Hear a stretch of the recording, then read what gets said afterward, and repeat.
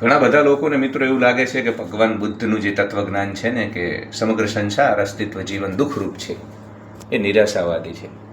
અરે કીડા મકોડા કીટ પતંગિયા ચામા ચીડિયાઓ, ભગવાન બુદ્ધ નિરાશાવાદી નથી, એ યથાર્થવાદી છે, એ વાસ્તવવાદી છે. એ એવું કહે છે કે બધું દુઃખરૂપ છે, એટલે એને એ રીતે જોશો તો ખુશ રહેશો અને સુખી રહેશો, દુઃખથી બચી જશો. હા, જ્યાં કાંટા હોય ત્યાં તમે કાંટા ન કહો, ગુલાબ કહો ને કોઈ જઈને ઉપર કૂદકો મારે તો કાંટા ઘૂસી જાય ને, તો કહેવું પડે ને કાંટા છે એવું કહો, યથાર્થ સત્ય, તો જ માણસ એ દુઃખથી એ ખતરાથી બચે ને. તો ભગવાન બુદ્ધ સત્યનિષ્ઠ હતા, યથાર્થવાદી હતા.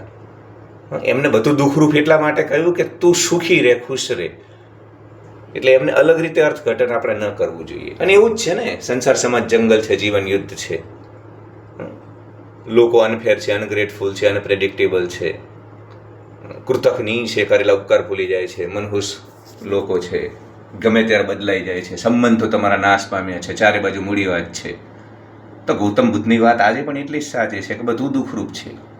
એ દુઃખરૂપ ને દુઃખરૂપ જાણ, થોડોક સતર્ક રહે, સતેજ રહે, એટલે તું ખુશ રહીશ, સુખરૂપ રહીશ. તો ભગવાન બુદ્ધે તને ખુશ રાખવા માટે, સુખી રાખવા માટે જગતને દુઃખરૂપ કહ્યું છે.